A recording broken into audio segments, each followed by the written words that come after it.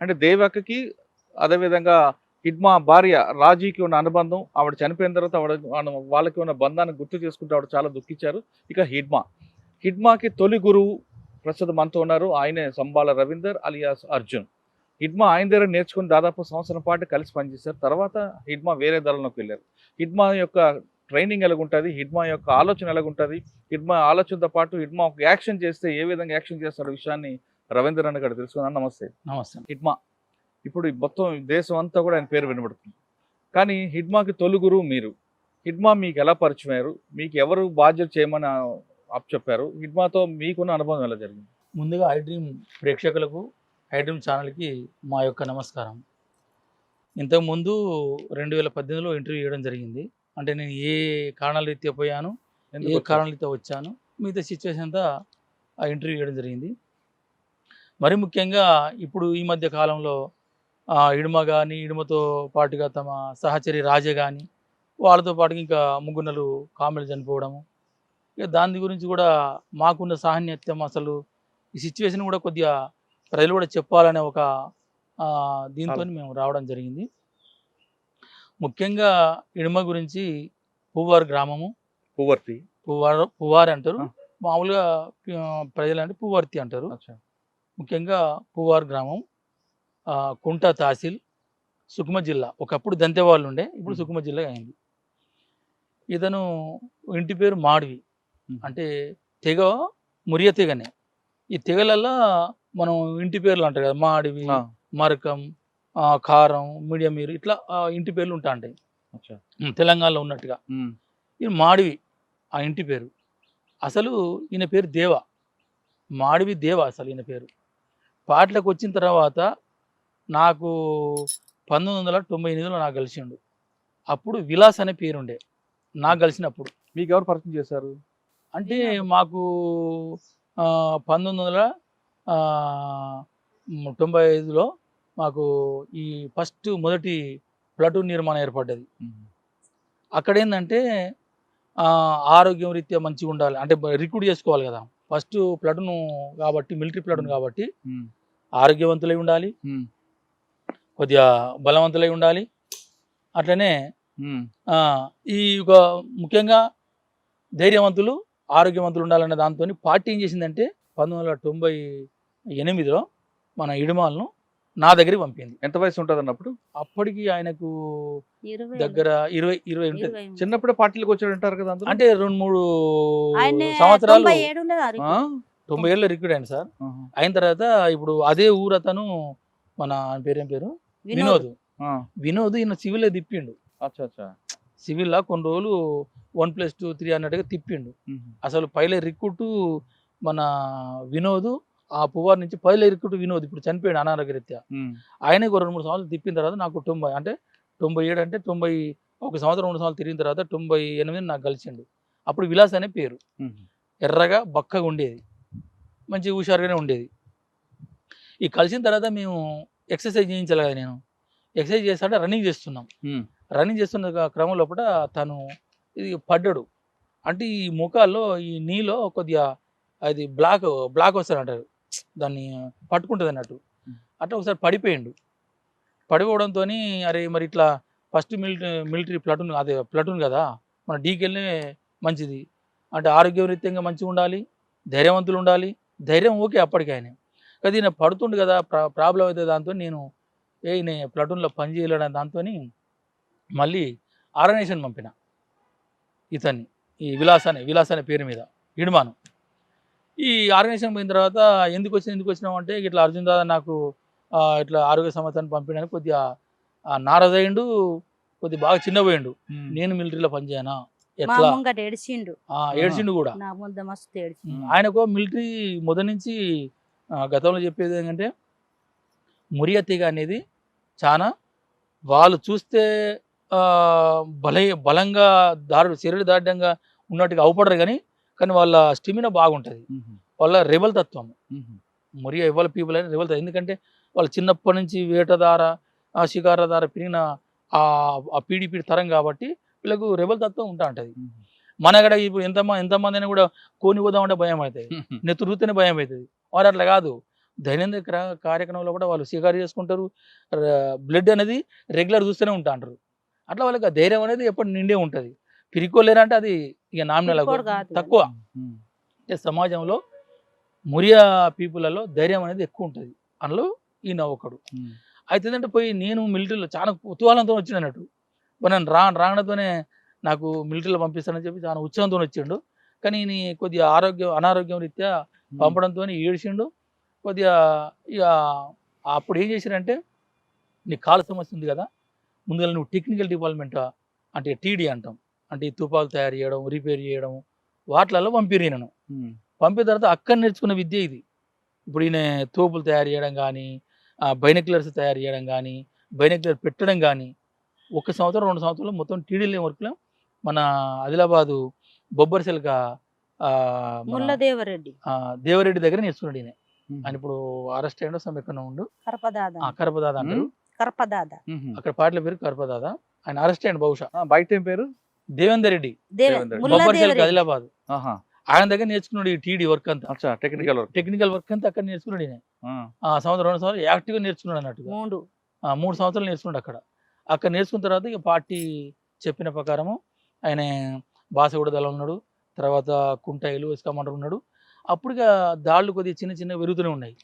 ఇక అప్పుడు చిన్న చిన్న ఘటనల్లో ధైర్యంగా ఉండడం అట్లా ఇక ఆయన నేను ఎప్పుడైతే రివర్స్ పంపినో అప్పటి నుంచి ఆయన మెదలో తిరుగుతుంది అది, నేను ఎందుకు పని చేయ, ఎట్లా పని చేయ, నన్ను ఈ అర్జున్ దాదా గింత చిన్న చూపు చూస్తాడా అనేది ఆయన మనసులో బాగా తీవ్రంగా ఉందన్నట్టు. మీ ఆయన నాకు పంపించిననే ఏడ్చిని పట్టుకొని పంపిస్తాననే ఏడ్చిండు. కాలు ఇంత వాపు ఉన్నది, అది తలిగింది కదా దెబ్బ. ఆయన ఆరోగ్యం పెద్దగా ఏం లేదు కానీ కాలు ఒక్కటే సమస్య, అనారోగ్యంగా తలిగింది. ఇక్కడ కొద్దిగా సమ్ ప్రాబ్లం ఉంది. దాంతో ఆయనకు ఎంత కుతూహలంగా మిలిటరీకి వచ్చిండో మన ఎగ్జామ్ మన రివర్స్ పంపడంతో ఆయన చాలా కసి బాగా పెరిగిపోయింది. ఇక అప్పటి నుంచి ఎల్ఓఎస్ కమాండర్లు ఉండగానే చిన్న చిన్న అవి మనం అవి కొట్టడం కూడా ముందు చెప్పుకున్నాడు.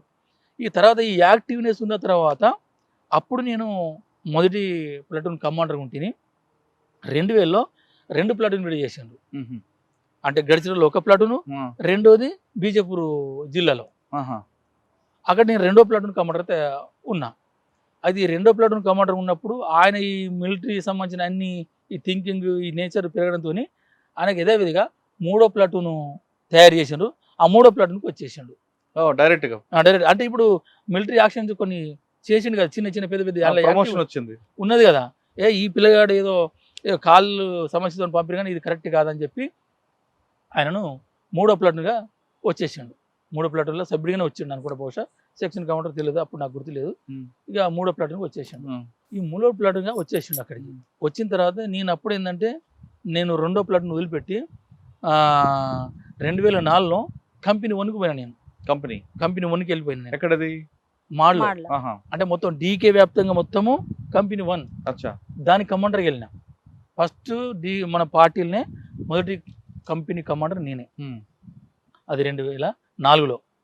అప్పుడు ఇంకేం చేసారు, ఒక్కొక్క డివిజన్కు ఒక్కొక్క కంపెనీ ఉండాలనేది అప్పుడు మన పార్టీ తీసుకున్న నిర్ణయం. అంటే మాడు స్థావరంగా ఒక కంపెనీ ఉండాలి, అంటే ప్రొటెక్షన్ రీత్యా కానీ శత్రుదాళ్ళ రీత్యా కానీ ఎదుర్కోవాలంటే ఒక కంపెనీ ఉండాలని చెప్పి అక్కడ కంపెనీ తయారు చేసిండు. ఇక 2వ కంపెనీ అనేది ఇక్కడ సౌత్ బస్తాల్లో తయారు చేసిండు. అక్కడ 2వ కంపెనీగా ఈ పడకల స్వామి కమాండర్ ఉండే, ఈ ఇడుమలు సెక్షన్ కమాండర్ ఉండే. మీరు ఎక్కడ ట్రైనింగ్ ఇచ్చారానికి? మీకు ఆయనకి ఎంతకాలం పనిచేశారు విడ్మా మీరు? మేము ఒక 6 నెలలు 7 నెలలు మాతోనే ఉండే ఇక్కడ మా ఫస్ట్ ప్లాట్ ఉందా. తర్వాత ఇక మేము దాడులు రీత్యా కలుసుకుంటాం కదా. ఇప్పుడు పెద్ద ఎత్తున దాడులు చేయాలంటే మళ్ళీ అందరం కలుసుకోవాల్సిందే, మళ్ళీ విడిపోవాల్సిందే. ట్రైనింగ్లో భాగం కూడా 50-60 మంది ట్రైనింగ్ చేయాలి.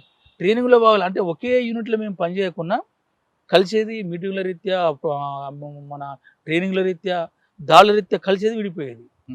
ఆ రకంగా ఏంటంటే తను మంచి ఒక మిలిటరీ మ్యాన్గా, నేను మొదటి కమాండర్ అయినా కూడా నా నుంచి మిలిటరీ ట్రైనింగ్ కూడా నేను ఇచ్చేది కదా.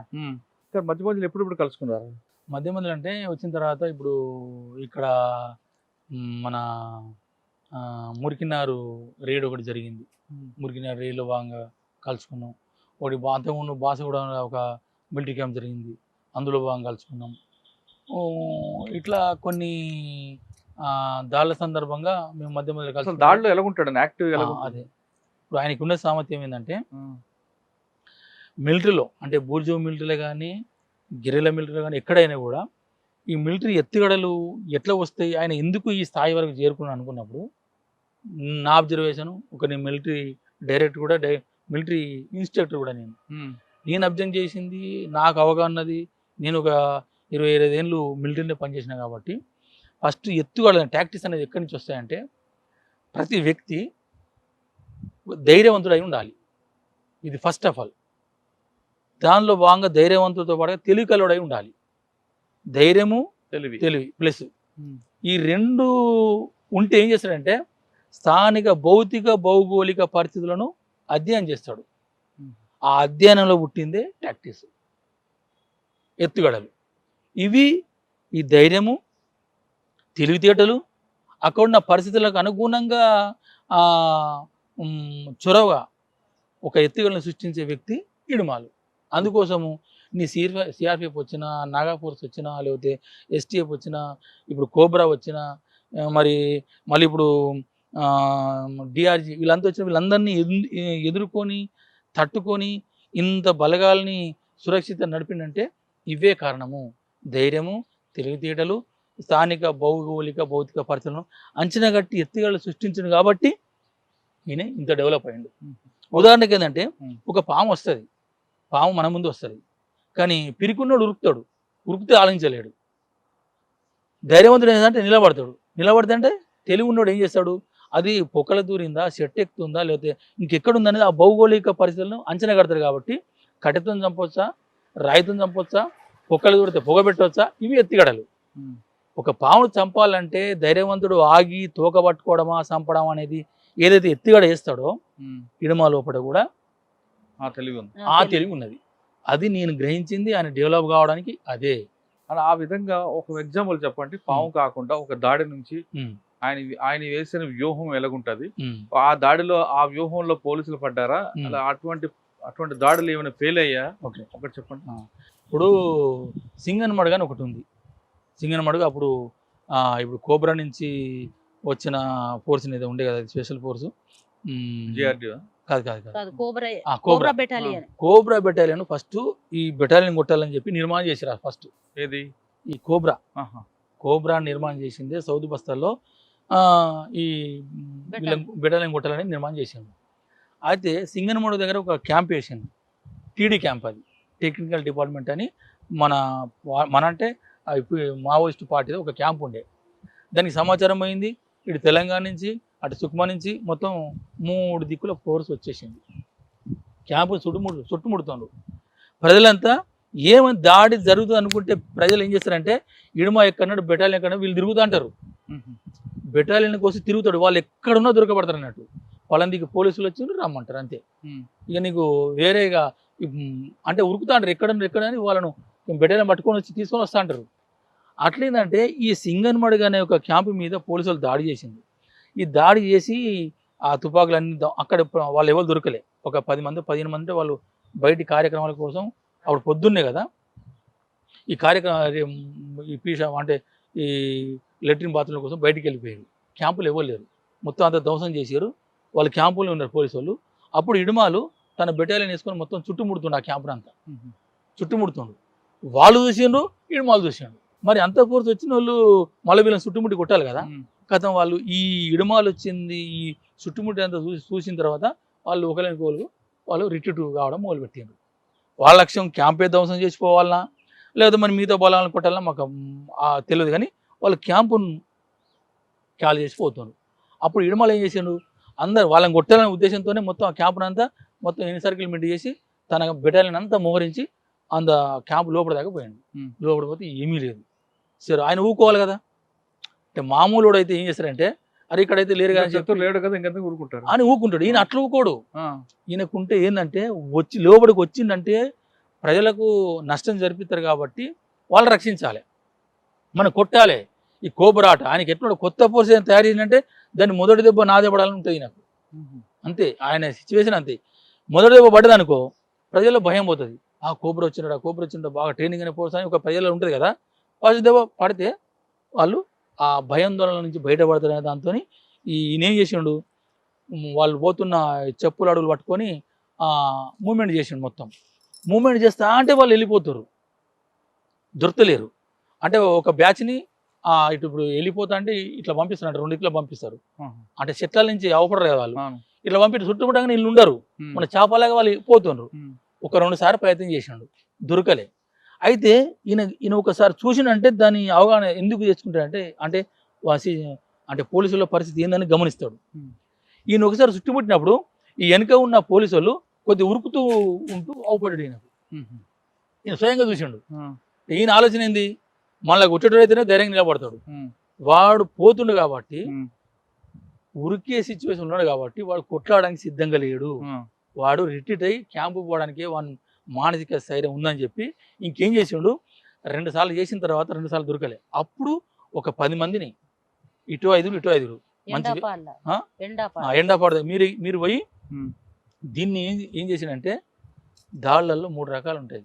ఒకటి ఏంటంటే అపరిచిత ambush, deliberate ambush. Deliberate ambush అంటేనో శత్రును తన హ్యాండ్ ఓవర్లోకి తీసుకొచ్చి కొట్టడం అనేది. ఈ ఆపర్చునిటీ అంటేనో ఎక్కడ దొరికితే అక్కడ ఆపర్చునిటీ చేయాలి. ఈయన అట్లా కాదు, వాళ్ళు మన దగ్గరికి వస్తాడు కాదు, మనమే వాళ్ళ దగ్గర పోవాలి. అంటే వాళ్ళు ఉరుకుతున్న క్రమం లోపల మనం కొట్టాలి, ఆపి దెబ్బ కొట్టాలని ఈ మొబైల్ అంబుష్ అనేది తను డెవలప్ చేసిందే. ఈ సింగన్మడులో కొట్టింది మొబైల్ అంబుష్ ఇది. అంటే శత్రు పోతుంటేనే మనం ఫైరింగ్ చేయాలి, అంతే. ఫైరింగ్ చేయాలి, ఆడ ఫైరింగ్ చేస్తే ఆపాలి. కానీ అది రిట్రీట్ అవుతున్నప్పుడు కొట్టడం అన్యాయం కదన్నది. వాళ్ళు వెళ్ళిపోతున్నారు కదా, భయంతో పారిపోతున్నప్పుడు కొట్టడం అది అన్యాయం. అంటే అక్కడ ఉన్న ఆ ఘర్షణలు ఇక్కడ ధ్వంసం చేశారు కదా, క్యాంపునంతా తుపాకులంతా ధ్వంసం చేసి పోయారు. అది ఉంటది ఆ కోపం, ఆ కోపమే. ఆ కోపం ఏ పోయినా కూడా మన లోపలికి వచ్చి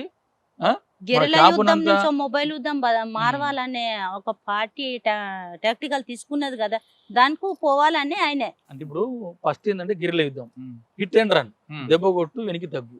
అయితే దీన్ని డెవలప్ చేయలేదు కాబట్టి మొబైల్ యుద్ధం అంటే గిరిల యుద్ధం కంటే కొద్దిగా ముందు మందంగా జరుగుతుంది. అంటే కొట్టడం ఏమంటే రిట్రీట్ కాదు, స్లోగా రిట్రీట్ అవ్వడం జరుగుతుంది. దీన్నే మనం మొబైల్ యుద్ధంలో పోవాలనేది ఒక పార్టీది కాబట్టి సరే పోయిండ్రు, చుట్టుముట్టిండ్రు, ఒక 5 చంపిండ్రు కొబ్బరి వాళ్ళను.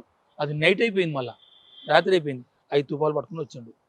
ఇట్లా ఏంటంటే ఆయన టాక్టిక్స్ ఏంటంటే శత్రువు వచ్చిందంటే ఆయన్ని కొట్టి ప్రజలను రక్షించాలనేది ఒక మెయిన్. ఇది అన్న చాలా మీరు ఆయన టాక్టిక్స్ చూస్తుంటారు దగ్గర ఉండి. కొన్ని వీడియోస్ ఆ మధ్య కాలంలో ఆయన బతుకున్న టైంలో చూసా కొన్ని వీడియోస్. ఆయన సెట్ పట్టుకొని చుట్టుపక్కన ఉండి ఫైరింగ్ చేస్తూనే వాళ్ళందరికీ కూడా గైడెన్స్ ఇస్తుంటాడు. రైట్కి రండి, లెఫ్ట్ రండి, ఎగ్జిట్ అవ్వండి, రన్ చేయండి, గో డౌన్ అని. అంటే కొన్ని గోండి భాషల్లో చెప్తుంటాడు. అంతా ఆయన చేశాడా లేదు కొంత కల్పన ఉందా? లేదు. ఇప్పుడు ఆయన పెద్ద దాళ్ళ ఉన్నది ఖచ్చితంగా వాళ్ళతో ఉంటేనే చేయగలుగుతాడు. ఎందుకంటే అంటే అక్కడ టెర్రైన్ గమనించాలి కదా. నువ్వు ఎక్కడ నుండి ఆఫీసులో ఉండి నువ్వు ఇట్లా అట్లా చెప్పలేడు, చెప్తే కూడా అది ఫెయిల్ అవుతుంది. ఈయన హెడ్ క్వార్టర్ అని ఒకటి ఉంటుంది. ఇప్పుడు మొదటి కంపెనీ, రెండో కంపెనీ, హెడ్ క్వార్టర్. ఈ 2 చేయాలనుకో, హెడ్ క్వార్టర్ అనేది మెదడు, అంటే మన తలకాయ అనుకో. ఇది నడిపితేనే కదా. ఇప్పుడు ఇట్లా పో అంటే చేయలు ఎట్లయితే ఆడిస్తాయో ఇది చెప్తే ఆయన హెడ్ క్వార్టర్ ఉంటాడు. ఆయన చెప్పిన ప్రకారం మన బలగాలు మోహరించవలసిందే. ఆయన ఫీల్డ్లో ఉన్నాడు, ఎక్కడో ఉండి చెప్పలేడు. ఎక్కడో ఉండి చెప్తే అవి ఫెయిల్ అయిపోతాయి. ఆయన డైరెక్టే బలగాలతో ఉండేది, నడిపించేది. వెళ్ళాలి. మీరు చెప్పింది కరెక్టే. సెట్ పట్టుకొని చెప్తాడు. ఎందుకంటే హెడ్ క్వార్టర్ ఆయనకు 20 మంది ఉంటారు, 20 మంది ఉంటారు, రన్నర్స్ ఉంటారు, గాయాలైతే మోసుకపోతే ఉంటారు హెడ్ క్వార్టర్ లోపల. వాళ్ళతో పాటుగా పోతాడు, రన్నింగ్ చేస్తాడు. అంటే ఇప్పుడు మీరు చెప్తున్నట్లుగా ఒక దాడి జరిగింది అనుకోండి, ఆ దాడికి ముందే వ్యూహం వేస్తాడా, ఇది అన్ఎక్స్పెక్టెడ్ గా వచ్చిన దాడులు ఉంటాయి? ఇప్పుడు ముకురము ఉందనుకో, 76 మంది, అది ప్లానింగ్ తో జరిగింది. అది అంటే డెలిబరేట్ అంబుష్. మిగతా ఏంటంటే శత్రువు వచ్చిన తర్వాత అప్పటికప్పుడు పోయి కూర్చొని అంటే పోలీసులు రాగానే కొట్టడం ఒక రకమైంది. ఇంకోటి ఈ అపరిచితులో కానీ డెలిబరేట్లో కానీ దొరకకపోతే వాళ్ళు పోతున్న క్రమంలో తన బలగాల్ని పోయి ఫైరింగ్ చేసి ఆపి కొట్టడం అనేది ఈ మొబైల్ అంబుష్. ఇట్లనే చేసేది, అట్లనే చేసి ప్లానింగ్తో చేసేది, ప్లానింగ్ కాకుండా కూడా అప్పుడప్పుడు ఎదురు పడితే కూడా వెంబడి చేసేది. ఓకే. కానీ ఇప్పుడు ఎంట్రీ ఒకటి చూపిస్తాం. ఉమ్. Entry, exit. అంటే వెళ్ళడం ఒక దగ్గర, రావడం ఇంకో దగ్గర. వెళ్ళడం, రావడం ఒకే దారి కావద్దు అని చెప్తాడట, నిజమేనా? ఉమ్, అంటే ఒక ఆంబుష్కి వేసినప్పుడు ఉమ్, ఏ విధంగా లోపలికి వెళ్ళాలి, ఉమ్. మనం వచ్చేటప్పుడు రిట్రీట్ అవుతున్నప్పుడు మనం ఎలాగ రిట్రీట్ అవ్వాలి, ఎక్కడ మనకు మనం ఏపీటీ పెట్టుకోవాలి, ఇదంతా ఉంటుందా? ఉంటది. ప్రతి దాడిలో కానీ ప్రతి క్యాంపులో కానీ ప్రతి దగ్గర ఒక 3 ఏపీట్లు ఉంటాయి. ఒకటో 24 గంటల్లో ఉంటుంది, ఇంకోటో 3 రోజులలో ఉంటుంది, ఒకటో తర్వాత 3 రోజులు కూడా కలవకపోతే ఇక జనరల్గా 15 రోజులది, నెలలో ఒకటి ఉంటుంది. ఇది కూడా దాడికి ప్లానింగ్లో భాగంగా, అంటే ఇప్పుడు డెలిబరేట్ ఆంబుష్ ఉంటుంది కదా, అది రిహార్సలే చేస్తాం. అది బాంబులు ఎక్కడ పెట్టాలి, మైన్ ప్రూఫ్ అయితే ఎక్కడికి వస్తుంది, ఇంకా అది మొత్తం బాంబింగ్ మొత్తం సెట్టింగ్ చేసిన తర్వాత ఎట్లా కొట్టాలి, ఎట్లా చేయాలి, పోలీసులు ఏ బొందల కవర్ చేసుకుంటారు, ఏ సెట్ల సాడు కవర్ చేసుకుంటారు అనేది ముందు ప్లానింగ్లో బాగుంటుంది. అప్పుడు ఇగో ఈ రకంగా మన రిట్రీట్ కావాలి, ఇగో ఇట్లా పోవాలి, ఇగో ఇట్లా అటాక్ అయింది అనుకో మరి ఇట్లా పోవాలి, ఇది రిహార్సల్ భాగంగా ఉంటుంది. కొన్ని అపరిచితుల భాగంగా అన్ప్లానెడ్ భాగంగా కూడా అప్పుడు కూడా పరిస్థితికి అనుగుణంగా పోలీసుల ఫైరింగ్ని బట్టి వాళ్ళ మోరింపుని బట్టి ఈయన మార్చి తన బలగాలంతా సేఫ్గా తీసుకుపోతాడు. అది కరెక్టే. కానీ ఇంకొకసారి మనకి పోలీసులు ఇన్విటేషన్ పంపిస్తారా, మనమే ఇన్విటేషన్ ఇస్తాం పోలీస్కి? అంటే ఇన్విటేషన్ అంటే ఫైరింగ్. పోలీసులు మీకు ఒక 10 కిలోమీటర్ డిస్టెన్స్లో మీకు ఉన్నారని ఇన్ఫర్మేషన్ వచ్చింది. ఓకే, మీరు ఇక్కడ నుంచి పారిపోతారా, లేదు వెల్కమ్ చెప్పడానికి ముందు ఫైరింగ్ మీరు ఓపెన్ చేస్తుంటారా? మంచి ప్రశ్న ఇది. దాంట్లో ఎట్లుంటుందంటే, ఎప్పుడు మావ చెప్పిందైనా మిలిటరీ నిపుణులు చెప్పుడైనా ఏం చెప్తాడంటే, మావ ఒకటే సూత్రం చెప్తాడు, నిన్ను నీ గురించి తెలుసుకో, శత్రువు గురించి తెలుసుకో, 1000 యుద్ధాలైనా 100 యుద్ధాలైనా నువ్వు అపజయం లేకుండా విజయం సాధిస్తావు అంటాడు. అదే సూత్రం ఇక్కడ. ఇప్పుడు పోలీసులు వచ్చిందంటే వాళ్ళు ఎంతమంది ఉన్నారు, అది ఏ ఫోర్సు, అది కోబ్రానా, లోకల్ ఫోర్సా, అది సిఆర్పిఎఫా, ఏదన్నా శత్రువు గురించి తెలుసుకోవాలి. అంటే ముందు ఆ ఫోర్స్ బట్టి మీ యాక్షన్ ఉంటుందా? అట్లా కూడా ఉంటుంది. అందుకే తెలుసుకుంటాం ఆయన బలగాలు ఎంత, పోలీసుల బలగాలు ఎంత, 2 కంపెనీలో ఒక కంపెనీ ఏంది, ఇవన్నీ మీకు ఇన్ఫర్మేషన్ వస్తాడు. సెట్ల ధర వస్తాడు, రన్నర్లు పంపుతారు, ప్రజలు చెప్తా ఉంటారు. దీన్ని బట్టి మన బలం ఎంత, మన సంఖ్య ఎంత, మన తుపాకులు ఎంత, ఇక్కడ తూటాలు ఎంత, ఒక దగ్గర ఒక 50 తూటాలని అనుకో, ఎన్ని కొట్టగలుగుతాం, మళ్ళీ రిటైల్ ఎన్ని ఉంచాలి, ఇవన్నీ ప్లాన్లో భాగంగా ఎంతసేపు ఉండగలుగుతాం అక్కడ. తూటాలు ఒక్కొక్క దగ్గర 50 ఉన్నాయి, ఒక దగ్గర 10 ఉన్నాయి, ఎంతసేపు కొట్టాలి అక్కడ మనం? ఆ యుద్ధం అది 10 నిమిషాలే, అక్కడ అర్ధ గంటనే. అంటే అనివార్యంగా పెరుగుతుంది చెప్పలేం, అవును, కానీ డిసైడ్ చేయబడుతుంది మన బలం, పోలీసుల బలం. కానీ అది మీరు అదంతా ముందు అంచనా వేస్తారు. కానీ మీ బలం కన్నా పోలీసుల బలం ఎక్కువ ఉంటుంది. మీకు తోటాలు కొన్నే ఉంటాయి, వాళ్ళ దగ్గర తోటాలు కొన్ని వేల తోటాలు ఉంటాయి, వాళ్ళు వెచ్చలవిడిగా కాల్పులు జరుపుతారు. కానీ మీరు ప్రతి తోటాకి జాగ్రత్తగా ఆలోచించి ఫైర్ చేయాలి కదా, మరి అటువంటి సమస్య ఎలా పరిష్కరిస్తారు? అటువంటి సమస్యలు ఏం చేస్తామంటే, మనం పోలీసులకు ముందు బ్యాచ్ని కొట్టడమా, వెనుక బ్యాచ్ కొట్టడమా, మొత్తం ఆపగలడమా? మొత్తం ఆపాలంటే మనతో కాదు, అందుకోసం ముందు వచ్చి బ్యాచ్ని కొడదాం. ఒక 10 మందిని కొడదామా, 5 మందిని కొడదామా, కొట్టాలి, అక్కడ ఉన్న పరిస్థితిని బట్టి తుపాలు సీజ్ చేసుకోవాలి, లేకపోతే వెళ్ళిపోవాలి. అంటే ఫైరింగ్ ముందు మీరు ఇస్తారా, వాళ్ళు ఇస్తారా కాషన్? ఏంటిది ఫైరింగ్ ఫైర్ ఓపించాడు ఎవరైతే కమాండర్ ఉంటారో దీనికి సంబంధించింది. ఒకవేళ పోలీసులు చూడలేదనుకో, మనమే ముందు ఇట్లా ఫార్మేషన్ వస్తున్నారు, ఇక గిడికి రాగానే ఓపెన్ చేయాలని ముందే ఉంటుంది అది డెలిబరేట్ ఆంబుష్లో. ఇక అపరిచిత ఆంబుష్లో అయితేనో అది కూడా ఇగో కమాండర్ ఓపెన్ చేస్తాడు. కమాండర్ ఇగో ఇంతమంది రాగానే అక్కడికి ఆఫ్ చేయాలి. ఈ కిల్లింగ్ జోన్లో ఒక 5 కావాలన్నా 10 మంది కావాలన్నది డిసైడ్ కమాండర్ చేస్తాడు. మిగతా వాళ్ళంతా అక్కడనే ఆపేస్తాం. కొన్నిసార్లు హిడ్మాకి అంటే యుద్ధ నీతి పక్కన పెట్టి ఒక పార్టీ వస్తుంది, శత్రువు దగ్గరలోకి వస్తున్నాడు, 5 కిలోమీటర్ దాని దగ్గరలో ఉన్నాడు. మీరేం చేస్తారంటే, మీకు తెలుసు ఎదురుగా వస్తున్నాడు, తూర్పు వైపు నుంచి శత్రువు వస్తున్నాడని మీరు తెలిసినా మీరు కావాలని నార్త్ వైపు కొడతారట, పడమర వైపు, అంటే శత్రు వైపు కాకుండా శత్రువు దృష్టి మరలించడానికి అటువైపు నుంచి ఫైరింగ్ చేస్తారు. నిజమేనా? అయితే కొన్ని ఘటనలు అంటే పోలీసులను డైవర్షన్ చేయడానికి, అట్రాక్షన్ డైవర్షన్ చేయడానికి అట్లా కూడా ఉపయోగిస్తాం. అటు కూడా ఉన్నారు, ఎందుకంటే ఇదే బేసు 2 భాగాలు అవుతారు కదా, అట్లా 2 భాగాలు చేస్తే తక్కువ అవుతారు, అప్పుడు కొట్టవచ్చు అని అటువైపు, అందుకే అటు ఉన్నామని కూడా చూపిస్తుంటారు. అట్లా కూడా ఉంటుంది. ఎందుకంటే ఇప్పుడు 100 మంది ఉన్నారు పోలీసులు, అట్లా డైవర్షన్ కోసం వాళ్ళకు కొంతమంది అటు ఎంగేజ్ చేయాలంటే కొంతమంది అటు కూడా ఫైరింగ్ చేస్తారు. ఖాళీ తెలుసు మీకు ఎవరు ఉండరని. అంటే ఈ కొంతమందిని పోలీసు బలగాలను కొంతమంది డివైడ్ చేయాలంటే అట్లా కూడా చేసి మెయిన్ ఎంతమంది మనం కొట్టాలనుకుంటే అంతమంది కొట్టడం జరుగుతుంది. మీరు ఇప్పుడు ఫైరింగ్ గురించి చెప్తున్నారు, ఆంబుష్ గురించి అంటారు.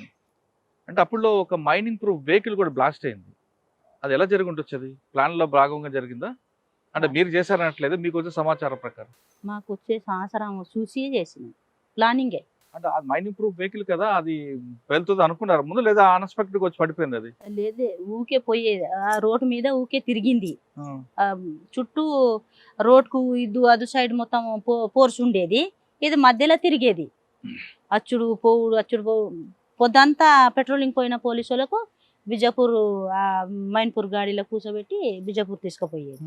అది ఎన్నో రోజుని చూసినాం, చూసి చేసినాం. కానీ అది ఎంత మైండ్ అయితే అది దేంట్లో ఏంటంటే ఈ మైన్స్ పేల్చిన తర్వాత అప్పుడు ఫస్ట్ ఏంటంటే ఏమో ఇది జీవి కదా, ఎంత వెళ్తుంది అంత అవగాహన లేకుండే ఉన్నది. రసాయన శాస్త్రంలో ఎంత పెట్టాలి అంత ఉన్నది, కానీ ఏమో మిస్ అయితే ఎట్లా అని చెప్పి 15 కిలో 20 కిలో 30 కిలో పెట్టేది.